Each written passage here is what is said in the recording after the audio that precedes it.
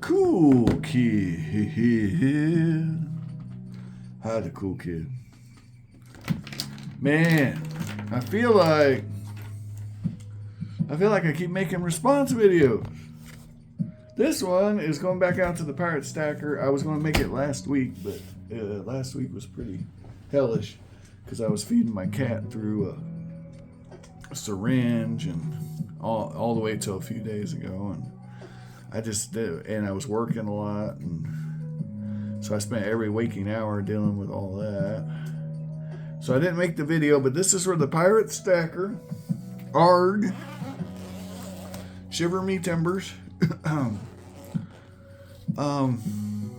He was talking about guilders. He was talking about the Gulden stuff, and I just wanted to do a quick, give him a little look at the future if he continues to invest in Gulden, Netherlands silver, and really explore the possibilities. Yeah. I want everyone to kind of get a look at what they're looking at, and kind of talk about a few high points, low points, things to look out for, tips, and I am not giving investment advice, so wouldn't do that. Right, YouTube? So, really, when we're talking about the Netherlands, what are we talking about? Well, we're talking about an area in Europe. Let me get a map out. I think maps help. And this area is in Western Europe. It is bordering on Germany and Belgium and France, as I recall. Let me see if I'm right. Also known as Holland, right? Here we go. As soon as my phone stops being silly. Yeah, there we go. Here's the Netherlands. All right, we're going to zoom out. And there we go. We are on the border of Belgium and Germany. We don't touch France, though. But we're close to Luxembourg. And France isn't too terribly far away. So this area, the Netherlands, capital is Amsterdam, right? Now, if you go way back, this area wasn't really a country yet, right? It was a bunch of little areas, little states, kind of like the German states. These two coins are from West Friesland, and these are from the early days. This one's from 1649. This one's from 1794, so this is getting closer to, what we're into now. Now, you're not going to get these coins super cheap. You're looking at $287.55 here. But they're definitely cool pieces, and definitely highly collectible. I actually had the honor of getting these coins from Europe and bringing them to the United States. So that's always fun. I always like the idea of there's so many silver atoms in the world. This is 92% silver. This one's 75% silver. This is nearly an ounce. This is only 0.6674 ounces. So, all right. So it's just really neat stuff. But the Gilder, right? Its story comes later. It's later on when the Netherlands kind of combine and form a country, and we start seeing some great stuff. Let me pull some coins from the early years for you. Yeah. I don't have a whole lot from those years, obviously, because, it's it's a weak point in my collection, but I do have some. And another weak point in my collection is actually the later years, really modern stuff. I don't have a lot of that because usually when I buy silver, guys, it's near melt. That's my goal. And a lot of that stuff has a numismatic value for whatever reason. And, I've only just recently started buying numismatics. I don't know if it's out of boredom or stupidity or love of the game. I don't I don't want to speculate. But it's definitely fun. I will say that. And anyway, you guys don't want to hear me ramble on about why I buy stuff. So I almost bought, actually, a couple months ago, I saw one of these. It was a taller from the Netherlands. And it was from the 1830s, I believe. And I damn near grabbed that thing.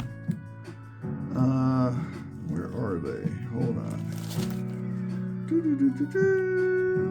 I know they're here.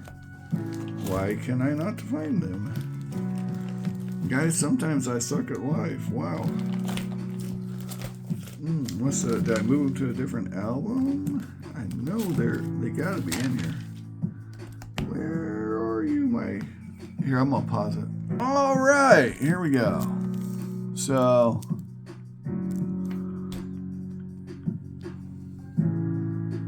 the Netherlands became a major power for a very short time. And they were kind of the place to be. This cost 24 cents. 24 cents. 1850. It is a 5-cent coin.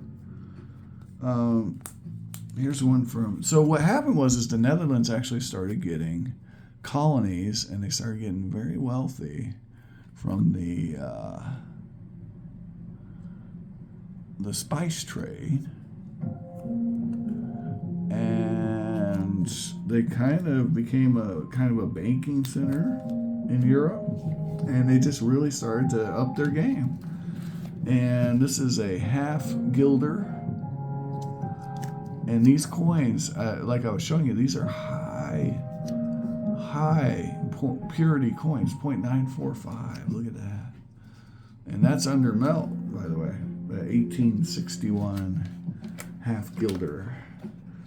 Here is a full guilder depicting the child Wilhelmina, who would eventually become the wealthiest woman in Europe, or the world actually, in her lifetime. She was the Oprah of the old days of the 20th century. Yeah, this is her as a child in 1892. This coin's been, hold obviously, but that doesn't mean it's not cool. It's definitely under melt, and that is fun. I have more of her as a child somewhere. Yeah, where's that at? But anyway, Wilhelmina was a major player. Here we go. This is Wilhelmina in 1897. And that's a 25-cent coin.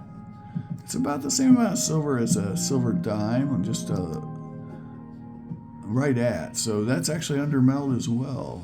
Wow. Okay, look at me. Wilhelmina under melt. Now, the pointers I was going to tell you is these coins, guys, can be had under melt. And here's Wilhelmina as a woman. Now, she had married, and her husband was a bit of a spendthrift. And Wilhelmina didn't like that. So she... this one's really beat up, but, $1.62. It's under melt. Under melt's under melt, guys. Under melt's under melt. So she got the purse away from the husband. That was under melt. And she took over, and all of a sudden the coffers started to grow. Yeah, who knew? Look at that. Ooh. Undermelt. World War II. Some of these coins were made in the U.S. Let's see. Yeah, this one was made in... well, I'm not sure. I don't want to lie to you guys. Let me check that. But I'm pretty sure that's from Philadelphia. Yeah, so during the war, World War II, Wilhelmina fled to England, where she was one of the early allies to fight against Hitler, what was left of her military. And let me check that coin out. That's a 1944. But they had no mint, obviously. Now, one thing I will tell you, there's some old Nazi coins that were printed out of the Netherlands because Hitler considered the Netherlands to be a German state, right? Which only stands to reason because they speak German. Well, they speak Dutch, but it's a Germanic, very Germanic language, we'll say. Anyway, so Hitler determined that the Netherlands was by rights part of the fatherland. And so he decreed that they would mint coins for the Netherlands at Nazi mints, or using their mint. I'm not sure which mint they used. They might have used Amsterdam's mint, but the point is it was run by the Nazis. Now, the mintages weren't super high. Hold that thought. Anyway, the point is the coins are actually quite collectible, especially the ones minted by the Germans. Okay, and those were usually your 5-cent coins. They were square in shape, and they were made out of steel coated, if I remember right, steel coated with nickel. And the thing is, their survivability rate was very low. All right, so anyway, these are the coins, and yeah, P. And if we go to Numista, that'll tell us. Let's go to Numista. I just wanted to show you guys that it was undermelt. All right, yeah. Here we go. The mint marks. Yeah, these are minted in Philadelphia from 41 to 45. So another example, I like to show these to you guys, of the U.S. mint. Now, do you remember what countries we were doing this for? We did it for the Netherlands and all of her holdings, which would include their holdings in the West, which would, here we go, right here. So all their stuff in the Caribbean, the Netherlands Antilles. It would also include all their holdings in Asia, which, eventually they didn't really have, but because Indonesia became a thing, as you may recall. But there you go. There's a short history of the Netherlands. And the other countries that we made coins for, we made coins for a lot of countries during World War II because the Germans were just going crazy everywhere. But Australia, the Japanese, right? We were making Australia's coins for them. That's another great example. But after Wilhelmina, right? This is where the pirate stacker comes in. The guilders start to look like this. Okay. Now, there's not just the gilder or Gulden. You've also got in this era, a 2.5 Gulden coin, which I have lots of, so we'll find some.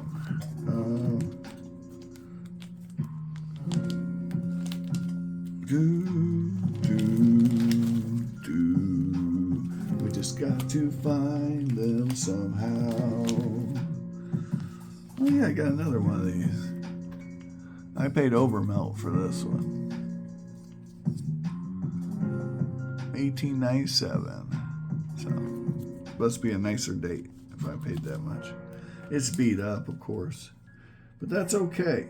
That's okay. We don't mind that because, you know, it's a numismatic purchase. Yeah. Yeah, that's what I tell myself at night, guys. Where are you, my friends? Now no, those are not. This, yes, I found one. Yes, but I have bunches of these. Oodles somewhere. I might put them in a roll. You can get these under melt consistently. That's so. This is about, you know, give or take. It's a little less silver. It's about a dime's less silver than a $50. So it's like a 40-cent coin. You know, in 90%. Now these coins are not 90%. These are 72%. But it's, you know, it's a little less than a $50. So definitely under melt. Call it a 40-cent coin. You know, and. Woo. This is Wilhelmina's daughter, Juliana. And Juliana ruled for a while until she gave the crown to, abdicated from the throne and gave the crown to her daughter, Beatrix. Now, Beatrix abdicated from the throne and gave the crown. This is under melt as well. Nice. Look at us. Ooh, 15 guilders. Look at that weird, funky design. Go Juliana. All right. And her son took over, and I don't remember his name, but as far as I know, he's still alive and still the king of the Netherlands. Here's another Beatrix coin. And as far as I know, Beatrix is still alive. She just abdicated. This one's over melt, but you know what? That's okay. It's a little over melt. Yeah, a few bucks. It's got a mintage of 600,000. All right. Now there's some other stuff here we need to cover. There are special commemorative issues, and then there's your standard stuff that you're gonna. Oh, here I found. This is where a bunch of these are. I knew I had a bunch. So you got to be careful. One thing I want to say: the one guilder coin here, they went to copper nickel on these. Okay, and you got to know the years. And the year it happened, I believe it's mixed. So you actually have to check the coin. I'm going to double check that, but I'm pretty sure. I think it was like 1967. Let's check. You got to know your years when you're, research it before you ever bid on this stuff, guys, because if you're 1 year off, you're screwed. England's a great example, right? 50% silver up to 1947. But if you go 1 year too far, you just buy a copper nickel coin. All right, here we go. Now you'll note the coin, I was right. Yay! I got it right, 1967. You see that? It's nickel. So the way you check this is with a magnet, okay? And we're going to check, I'm pretty sure there were silver coins in 67. So,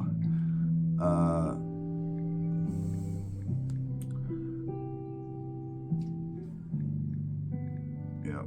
So just knowing your years, but there are commemoratives too we got to cover. So I'm gonna, right there. Here you go. There were silver ones in 67.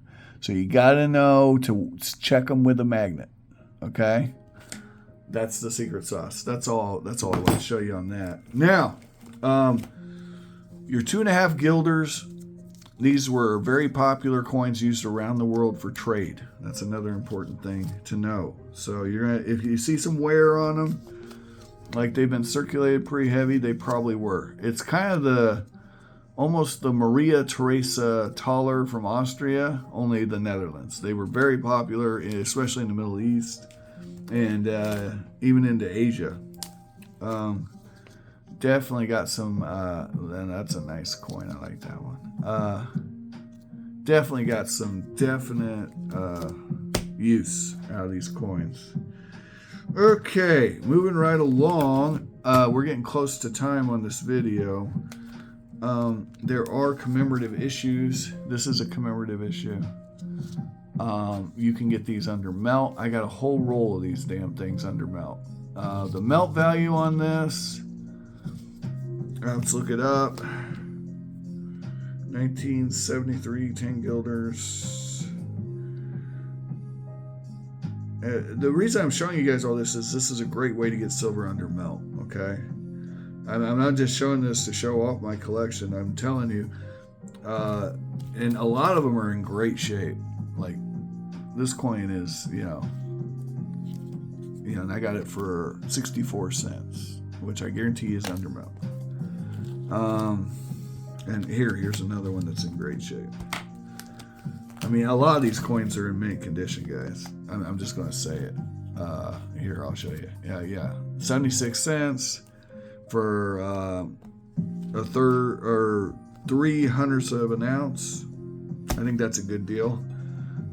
Here's another coin that's in really nice shape. A lot of these have luster. This coin is 0.1505, so just a little bit more than a French franc for under melt. It's definitely under melt. They are 72% silver, so if you're one of these people that are finicky about your purities, the Netherlands isn't for you unless you're doing modern commemoratives, which I can show you some of that are sterling silver. I already showed you one. That was this one right here. So yeah, there are sterling coins if you're finicky about your purities. Some people, actually, believe this or not, stackers, will not stack anything that's under 80%. 80% and less, they don't want it. And I've met people like that, and that's fine. That's perfectly legit. Me, if it's under, my cap's 50. If it's over 50%, usually smelters will take it without too much question. And when you get under 50%, that's when it gets a little funny. The math gets a little funny, okay? Because you're going to take a big hit from the smelter. So this coin, the melt value on this coin is 1951. I paid 1503 for this one. I would imagine this one should be a similar price. It is the exact same price. And this one should be a similar price. No, I must have bought this way. Okay, so this one is way under melt. We're talking $7.10 under melt on this coin. And it is about 0.6 of an ounce. This is about as much silver as a Canadian dollar. Okay. So if that gives you any clues on what you're dealing with here and how you want to relate it to other hunks of silver. I like them. I like guilders. I like getting the cool stuff. It's really neat. They go all the way down to 10 cents on these Wilhelminas, and it's silver. You got your 10 cent, 25 cent, half gilder, right? And then your full gilder, and then your 2.5 gilder, right? So that's a lot of variants, a lot of different sizes you can get into, shapes. And like I said, you can get these in really nice shape sometimes, even the Wilhelminas. And then there's an older design of her. And then I showed you the child. So there's actually several portraits. And some of these coins are highly collectible with very low mintages, guys. That's another thing you need to consider. But the one thing I did want to tell you that we haven't really covered is the fact that there are coins that they had that were used in Indonesia. Let me see if I can find some. I feel like it shouldn't be hard to find them. Ah, here we go. So what you're looking for is the little squigglies. All right. And these coins, this one was made, I believe, in San Francisco in the United States. There you go, San Francisco. And it's a U.S. coin, technically speaking. And it was used in Indonesia. And actually, yeah, I have a bunch of these. Here's another example. And you can get these under melt too. So Indonesian coins made in the United States for the Netherlands. So there's a cool thought for you guys. That one was made in Philadelphia. Okay. Anyway, I just wanted to show you guys this. It's a very interesting way to get into the silver. Also, another thing I wanted to mention. The smaller coins like this were silver up till like 1970. Okay. Now, some of the mintages are mighty small, but you can get silver coins that were, made in a country up until 1970. And I'm not sure if that's cut off, but I'm pretty sure it is. And I do have one. So let me find that real quick. 63. So I'm talking the 25 cent and 10 cent coins. They stayed silver a little longer, if I remember right. Which is really cool if you think about it. Yeah. Neat little perk, I guess, of because I guess they're cheaper to make. I don't know what the reasoning is. I'd be purely speculating on what them cats were thinking when they did that, but they really didn't make very many, and it actually reminds me of the 3 pence in England, because the 3 pence in England, they switched to a non-silver coin, but they kept making the silver coins because the Caribbean colonies only wanted to use the silver coins. And for that reason, they kept making them just to placate them. Where the hell is that thing? I know I saw it. Yep, here we go. 1970.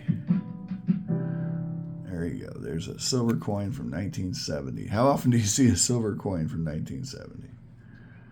Yeah, and this is for the Netherlands Antillen, which is their Caribbean islands that they own. Oh, here's another one.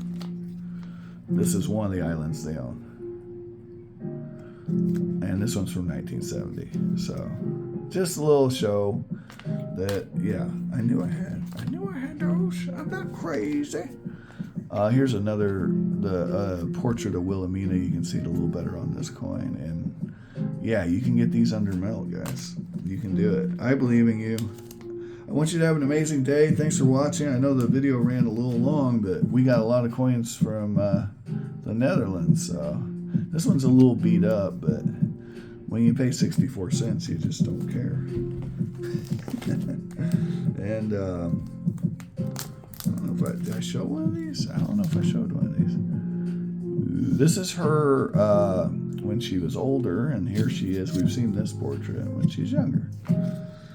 Maybe I did show some of those. Yeah. Anyway, have an amazing day. Thanks for watching. Find all the collectibles of your dreams while you're awake. If you can't find them, don't blame me. I'm trying to show them to you guys. Pirate Stacker, I'm going to put you in the comments. Ciao, guys.